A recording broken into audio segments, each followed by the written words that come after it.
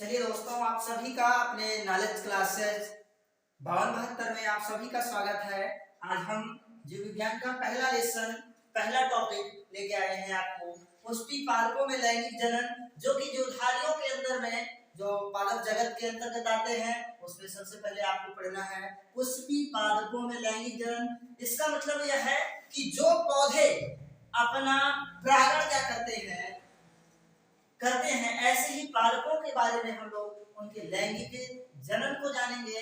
सबसे पहले आपको यह जानना है कि लैंगिक जनन किसे कहते हैं या जनन किसे कहते हैं। तो देख लीजिए, जीवधारियों में अपने समान संतान उत्पन्न करने की क्षमता को जनन कहते हैं। यानी कि जो जीवधारी अपने ही समान संतान बनाने में सक्षम होता है, ऐसे ही जीवधारी क्या होते हैं, वो जो बनाने की उनके अंदर में क्षमता विकसित हुई, ये प्रक्रिया क्या कहलाती है, जनन कहलाती है। जनन के द्वारा जीवधारी अपने ही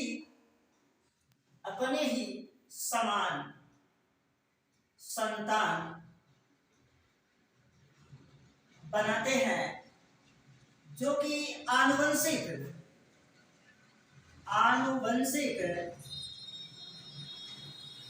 लक्षण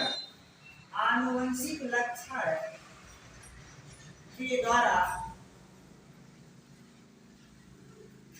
पूर्वज पादप के लक्षण उनके अंदर में विकसित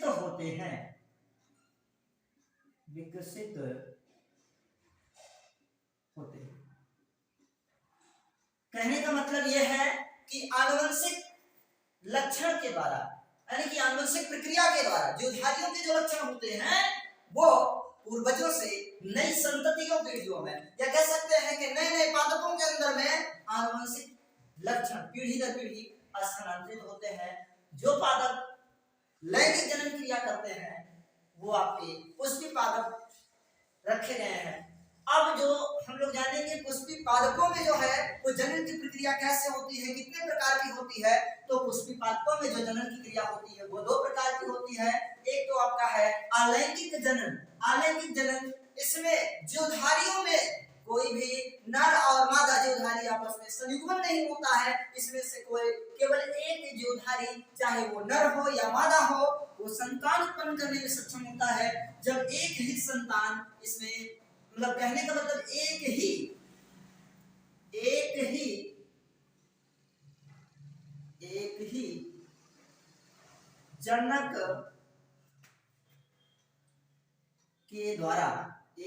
जनक के द्वारा संतान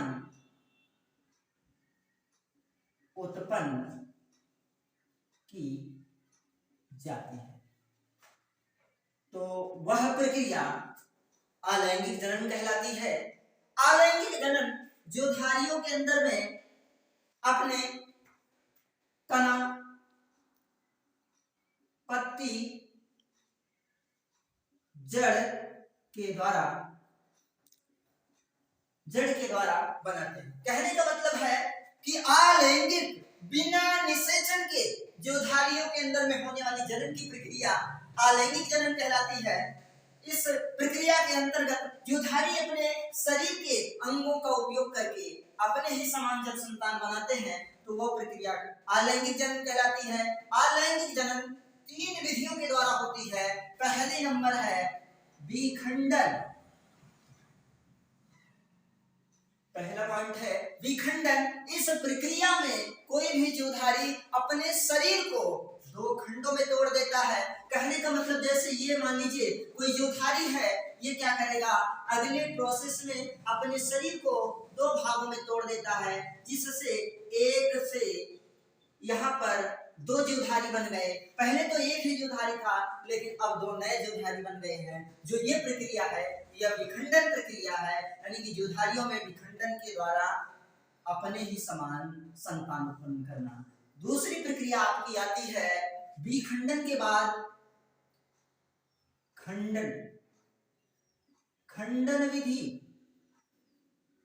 देखिए, इस विधि में जीवधारी क्या करता है, अपने ही शरीर के अंगों को एक अंग को एक से कई संख्या में, जब कई संख्या में जीवधारी अपने खंडों को तोड़ देता है शरीर के और उससे नए नई संततियां काफी ज्यादा संख्या में बनते हैं, तो यह विधि खंडन विधि कहलाती है। तीसरा और अंतिम में है आपका कायिक जनन। कायिक जनन जिसे वर्धी जनन भी बोलते हैं, वर्धी जनन भी बोलते हैं। देखिए कायिक का मतलब होता है, काय का मतलब शरीर, जनन का मतलब होता है जनन, शरीर के द्वारा जनन करना, यानी कि शरीर के उपांगों का उपयोग करके, जैसे कि जड़ तना पत्ती के द्वारा उपयोग करके जीवधारी क्या करते हैं, अपने समान संतान बनाते हैं। तने के द्वारा आप लोग जानते होंगे, जैसा कि आपको पता है गुड़हल, गुड़हल का कलम लगाना, कलम लगाना, या आपके यहां आसान सा उदाहरण मिलेगा, गन्ने के कई भाग काटकर नए नए पादपों को विकसित करना। पत्ती के द्वारा, जैसे पत्ती के द्वारा हम आप लोग को बता देते हैं जो जनन करता है, यानी कि कायिक जनन जो होता है पत्ती के द्वारा, आप लोग सुने होंगे अजूबा नामक एक पौधा होता है। ये पत्ती जैसे पूर्ण तरीके से यंग स्टेज में आती है, परिपक्व अवस्था में पत्तियों के ऊपर क्या होती है, असंख्य कलिकाएं बन जाती हैं, और ये असंख्य कलिका बनने के बाद एक नए पादप को ये जन्म देती है। तो यानी कि अजूबा की पत्ती में क्या होता है कि अपने समान पत्ती के द्वारा जनन करने की क्षमता पाई जाती है। आप लोग का अगला और लास्ट पॉइंट जो मैं बताना चाह रहा हूं, वो जड़ के द्वारा जनन, यानी कि इसमें क्या करते हैं हम लोग, किसी भी पौधे की जड़ का उपयोग करके उनसे नए पादप को विकसित करते हैं। जैसे मैं आप लोग सबसे साधारण सा उदाहरण बता रहा हूँ, मेंथा का आप नाम सुने होंगे, जिसे गांव में पिपरमेंट के नाम से जानते हैं, पिपरमेंट। तो गांव में इसे पिपरमेंट के नाम से जानते हैं। इस पिपरमेंट के पौधे के जड़ों को छोटे छोटे टुकड़ों में काट करके इनसे हम क्या करते हैं, नए पादप विकसित कर लेते हैं, नए पादप विकसित कर लेते हैं, नए पादप विकसित कर लेते हैं। तो ये आपका तीसरा भी कंप्लीट हुआ, जो कि अलैंगिक जनन के द्वारा, यानी कि तीनों विधियों में आपके कायिक जनन के अंतर्गत जड़ तना पत्ती, ये तीन विधि से क्या करते हैं, नए नए पादपों को आप विकसित कर सकते हैं। अगला जो पॉइंट है आपका लैंगिक जनन।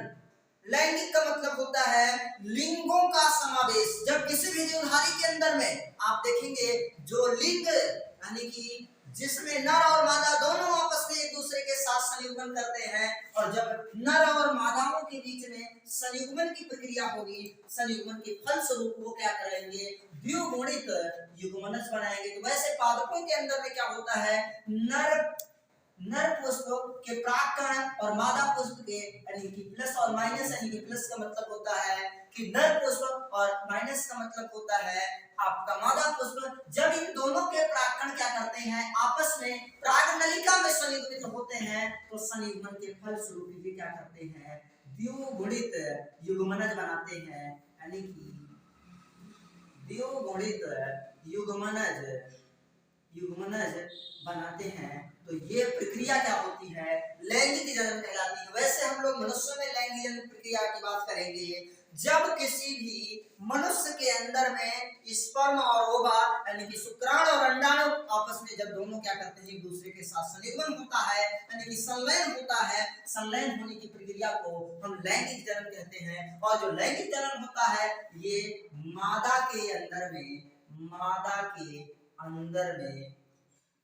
में संपन्न होता है, यानी कि लैंगिक जनन जो प्रक्रिया, जो क्रिया घटित हो रही है, वो हमेशा मादा जंतु के अंदर में, मादा जीवधारी के अंदर में संपन्न हो